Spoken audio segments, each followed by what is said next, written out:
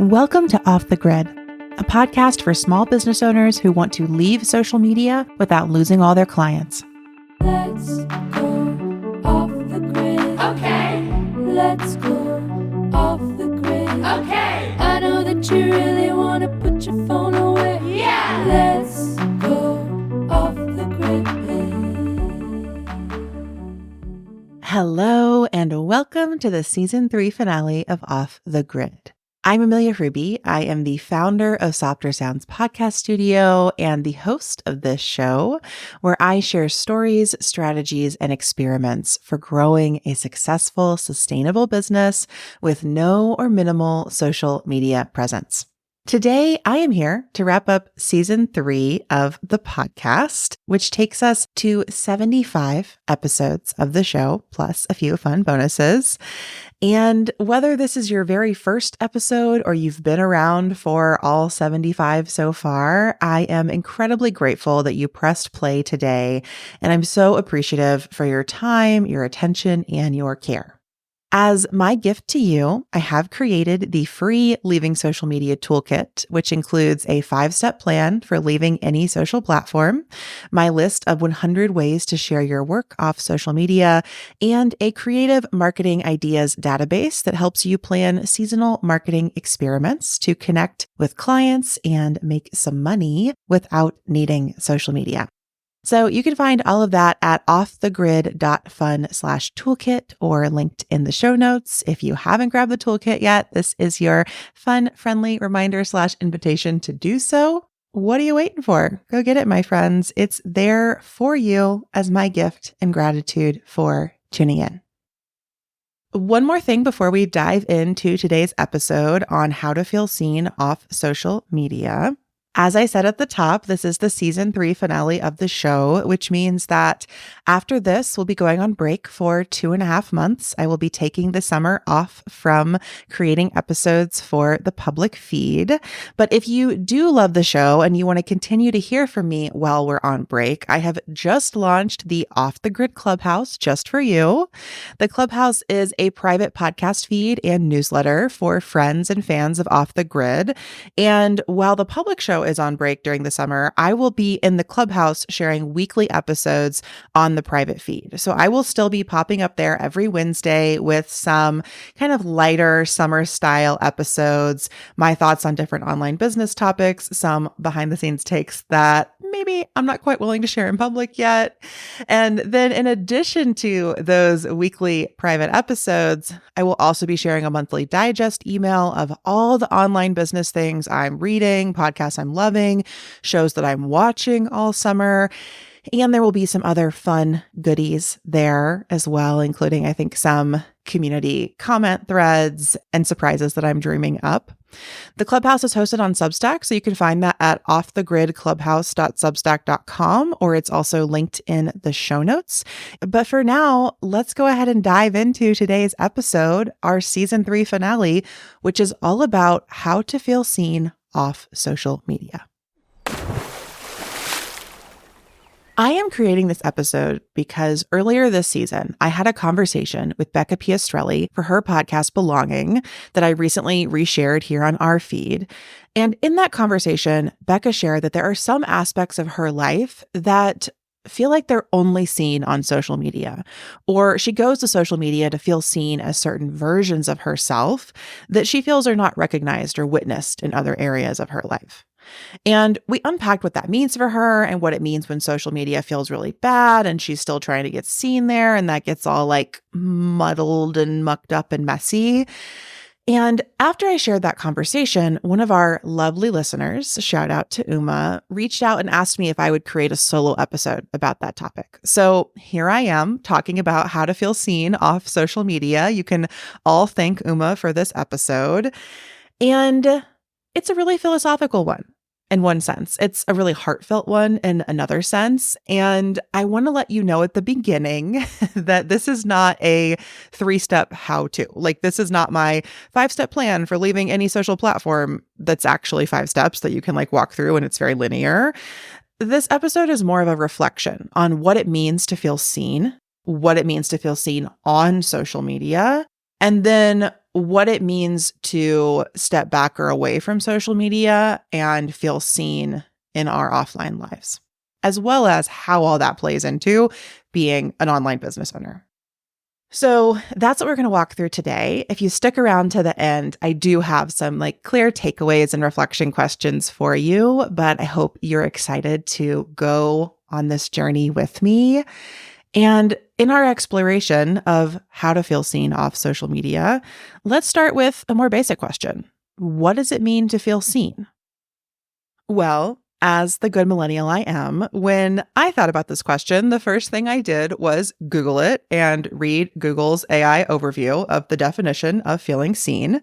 So what Google tells me is that feeling seen is a state of being recognized through validation, support, inclusion, or representation of one's identity, needs, emotions, and/or physical presence. It can also be described as a feeling of deep connection or being present that can lead to trust. Feeling seen is similar to feeling heard, but feeling seen is more about identity, while feeling heard prioritizes a message. Some ways to make people feel seen include practicing active listening, being fully present, reflecting on what you hear, validating feelings, showing empathy, telling someone how much you value them, and telling someone you love them for everything that they are, which is super sweet from a robot, right? Or honestly, from whatever human the robot stole that from. But I really appreciate this definition as a starting point for our conversation around feeling seen, because it brings in a lot of key words that I'm going to kind of unpack today. According to that definition, feeling seen is about being recognized, validated, supported, represented. We feel seen in our identity, our needs, our emotions, or our physical presence. Feeling seen is about feeling connected. It's about trust. We can already hear in this definition that there is a lot wrapped up in feeling seen. And so I think that the first step for any of us who are asking ourselves how to feel seen, do we feel seen on social media or off of it, is to reflect on this question. What does it mean to feel seen? What is most important for me in feeling seen? What is at stake for me in feeling seen? And if those questions feel really resonant, I would invite you to pause this episode right here and take a moment to reflect on them. Pull out your notes app, pull out a journal. What does feeling seen mean to you? And then what does feeling seen on social media mean to you? And what does feeling seen off social media mean to you? These are really personal questions, and I invite you to spend a little bit of time thinking about your own answers before we unpack mine. So now that we've gotten what does it mean to feel seen on the table, or we've at least started to talk about this definition, which is frankly really broad, let's get a little more specific. What does it mean to feel seen on social media? Because we're not talking about feeling seen writ large. We're talking about what it means to feel seen on social media. So let's go to social media next. I think that feeling seen on social media happens in a lot of different ways, through some different technologies of the platforms. So we can feel seen by making a post. We can feel seen by likes or comments on a post. We can feel seen by replies to our stories. We can feel seen by a DM from someone. We can also feel seen by another person's post. We can feel seen by a comment on their post that has the same take that we do on the post itself. We can feel seen by a meme. We can feel seen by a sound. We can feel seen by a trend. There are so many ways that we feel seen on social media. And I think when it comes down to it, what we mean there is that we feel recognized. We feel like something in that post, comment, engagement, reply, meme, or trend is reflecting us back to ourselves. We're finding a little bit of ourselves out there on the social media platform, and that makes us feel seen. And sometimes we find ourselves in someone else's expression through their post, through a comment elsewhere. And sometimes we find ourselves in the validation in something that we have shared. So going back to that original definition, validation and representation can be two pretty different forms of feeling seen. We can feel seen when someone else represents something we recognize about ourselves, and we can feel seen when someone validates something we've shared about ourselves. And I think in that way, feeling seen becomes kind of a loop. It's like a reciprocal circulation of, I find myself out in the world, I come back to myself and feel validated in who I am. Or I share myself out in the world, that gets validated and makes me feel seen. And I think that's what produces a lot of the feel good feelings that we get from social media, or at least many of us have gotten at some point on social media. Now, speaking of those feel good feelings, I think that a lot of us may not reflect on how we feel seen on social media until we don't feel seen there. Like, we may not reflect as much on our visibility until we feel invisible. I imagine all of us can feel the acute pain of posting something and no one liking it and feeling really not seen. And even if you're not posting on social media, even if you're just using the platform, I think often we don't feel seen there when we're scrolling and we're scrolling and we're scrolling, and everything we're seeing is just so different and quote unquote better than our own life. And this is something that I just hear more and more and more from other people. Everyone's talking about the pervasiveness of social comparison on social media apps and how bad it feels. And I'm sure this resonates in many of our personal experiences. And there's also research that has been done to investigate this phenomenon of social comparison on social media. So a 2020 research review published in Current Opinion in Psychology talks about how social networking sites provide a fertile ground for social comparison to take place because of the unprecedented scale of people to compare ourselves to. Additionally, because of the aspirational character of these apps, we're more often confronted with the successes of other people, their quote unquote highlight reel, than their failures. And so we're often stuck in what these researchers call upward social comparison, where we're comparing ourselves to people that we perceive to be better, further along, more successful than us, rather than looking at people who are perhaps a few steps behind on a similar journey. So because of the prevalence of this upward social comparison, these researchers argue that there is a negative impact to our social well-being. And in this particular review, they even go as far as to say that these negative feelings following social comparison on social media sites may, and I'm quoting here, ironically cause people to engage in further damaging social comparisons, creating a vicious downward cycle. I mean, who among us has not doom scrolled their way through a whole downward spiral cycle of compare and despair? I mean, I've certainly done that. I'm sure you can relate if you're listening to this. And stepping away from that research review, I think that one of the reasons this is so common is because social media quantifies what it means to be seen.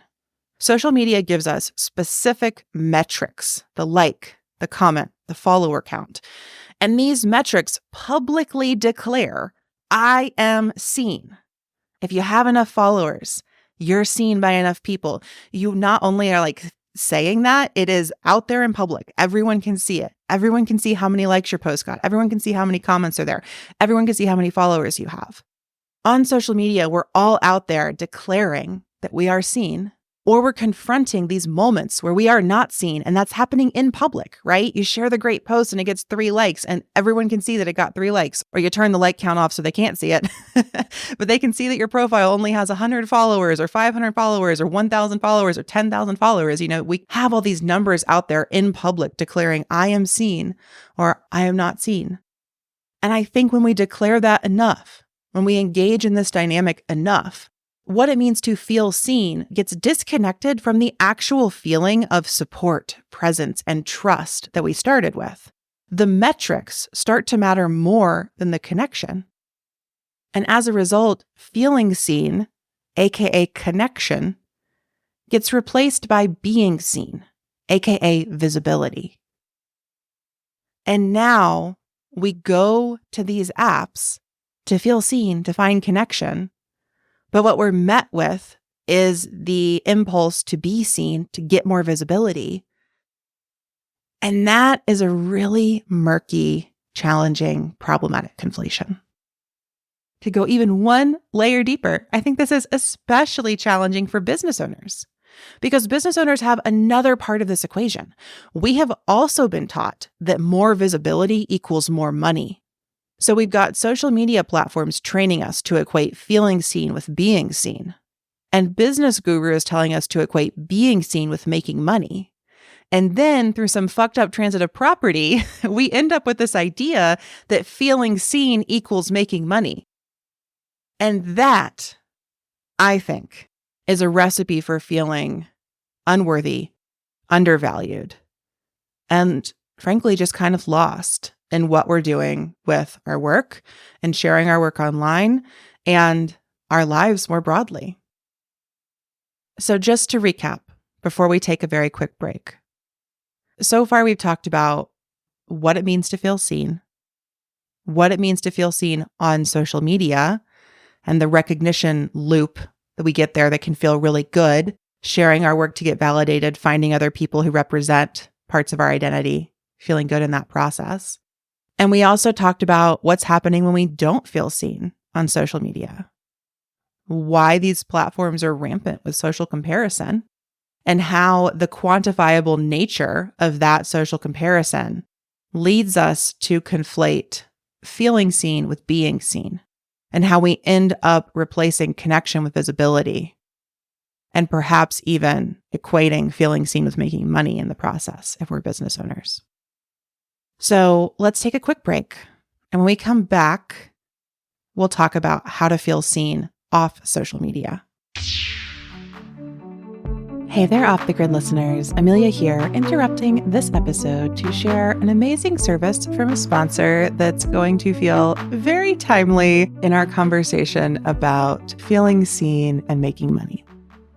Do you ever feel like money is a topic that other people seem to get and you just don't?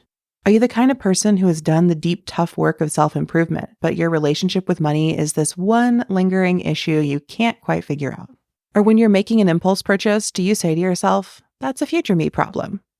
If you can relate to any of these questions, let me say that you are not alone.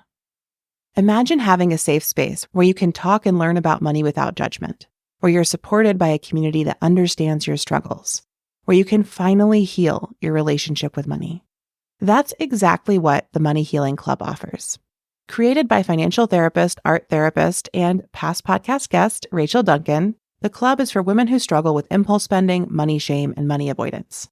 When you join, you'll get weekly support groups led by Rachel, an online forum that's not on a Facebook group, and online lessons about money healing.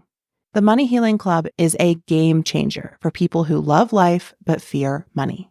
It's the softest place to land in the world of personal finance. And if you're ready to transform your financial life, just head to moneyhealingclub.com today and use the code OFFTHEGRID for 10% off your membership forever. All that info's in the show notes, and I know you're going to want to check it out. Your path to money healing starts now. So in the final part of this episode, I want to talk about what I promised you in the title, how to feel seen off social media. And based on everything I've just said, I think there are two parts to this, or at least two parts that I want to explore today. The first is more about like our human selves and our need to connect. And the second is more about why it can feel hard to connect on the other side of social media due to this issue with metrics. So let's go to the human side first. I want to acknowledge that many of us go to social media for self-expression and connection with other people that we don't have access to in our daily lives. This is where Becca and I started our conversation. If you listen to that episode, she shared about how there were parts of herself that she felt didn't get seen in her daily life, but that were witnessed and validated and recognized on social media. And that's why she wanted to spend more time there, which makes perfect sense to me. Many of us live lives where it may not feel good or even be safe to express ourselves in the fullest sense in our immediate environment. You know, I think a lot about my queer community here. It may not be safe to perform your gender in your local community. It may be very hard to connect with other folks who eat, breathe, live, dress, and dream like you do, especially for those of us who don't live in urban centers that are full of, many, many different kinds of people. If you go to social media to feel seen as your true self in ways that are truly not accessible to you in your local community, I support and celebrate you. But I also think social media will always be rampant with social comparison. So often when we go to that space for validation, we may be met with a lack of recognition or misrecognition that feels just as alienating as not feeling seen in our lives offline. So I don't think social media is necessarily the answer here. I understand the appeal of going there, and I want to validate the folks for whom it feels really good to be there. But I also think in that space, you will always confront these challenging dynamics of social comparison and the direct metrics that quantify our visibility and as a result, our value to that space. And I think that that is a challenging foundation to build relationships and frankly, like self-worth on. I think that's really hard to do. But again, I think that many of us do seek and need to find connection online. And so for those of us wanting to feel seen off social media in different aspects of our identity, I would recommend that we find virtual spaces that are just less hierarchically and metrically oriented than social media. We can join Discords, we can join paid communities, we can reach out to people for one-on-one connection. I think that we can step into spaces that invite us to connect more socially than parasocially. I think that rather than following a bunch of influencers who we admire and we get mired in these parasocial relationships with, we can join online communities where we're invited into non-hierarchical relationship and we can get to know people in that way. And in my experience, I tend to feel much more seen by my peers than by people I may be aspirationally paying attention to. I feel more seen in my relationships than I do in my parasocial relationships. And so I think that if you're listening to this episode asking, how do I feel seen off social media when it's this place that I go to get seen in these very specific ways, I would just invite you to expand your sense of where you might go to feel seen in those ways. This is where you go back to that journaling. This is where you reflect on that question of like, how do I feel seen on social media? And then you find alternatives to those ways that you feel seen. Maybe a slightly different version of that question is, what parts of myself feel most seen on social media or only feel seen on social media? And can I find ways for those to feel seen in other spaces? Even if you stay on social media, I think it can be valuable to find other ways to validate and support those aspects of our identity in addition to social media. Because again, I just think that we've learned that social media is not a safe or stable foundation to build on.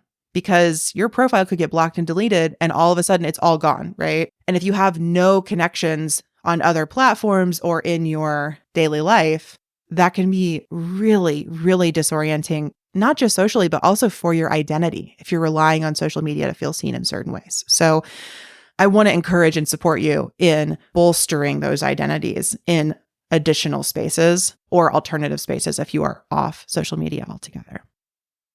So this takes me to the second part of feeling seen without social media, which is that I think we have to reconnect with what it means to feel seen, and we have to define that for ourselves away from the metrics that social media has attached us to. Because even if we step away from social media, these platforms have already trained us to become really attached to metrics as the signs of feeling seen. And when that's happened, it's really hard to feel seen without the numbers. And that's why many of us, myself included, I think get really wrapped up in metrics on other platforms when we leave social media. Right. So I check my podcast downloads like probably more than is healthy for my mental health. Similarly with email subscribers or with revenue, right? There are all these metrics, especially inside of a business, that we could turn to seek out that quantifiable number of feeling seen. Again, maybe it's not follower count now, but it could be podcast downloads, email subscribers, revenue, open rate, click rate, purchase rate, like all of that could become your metric that replaces that sense of like, oh, I feel seen now. And I think that is something that social media has done to us. We have lost touch with the feelings that were the guideposts of feeling seen because we outsource those feelings to metrics. And now we have to redefine what it means to feel seen for ourselves. And I think that means disconnecting connection from visibility again. I think it means distinguishing relationship building from audience building. That equation I talked about earlier, where through social media, feeling seen gets equated with being seen, we got to make those things not equal each other anymore. Because I think at the heart of feeling seen is everything that we started with. Recognition, validation, support, inclusion, representation. But I think even more so, I think those are all kind of different proxies for feeling seen. What it's actually about is deep connection, presence, and trust. And those are the guideposts to feeling seen. I know I feel seen when I feel deeply connected, present, and trusting, and trusted. I feel seen in relationship. And I think that's what I'm seeking when I want to feel seen. The number can't actually see me, right? When I really reflect on it, even with this podcast, an episode that has gotten more downloads will not feel better than an episode that got more responses from people. It's that relational quality that makes me feel seen. Now, the more downloads may make me feel successful. So I think that, again, we have to add more nuance here. Like, what does it mean to us to really feel seen?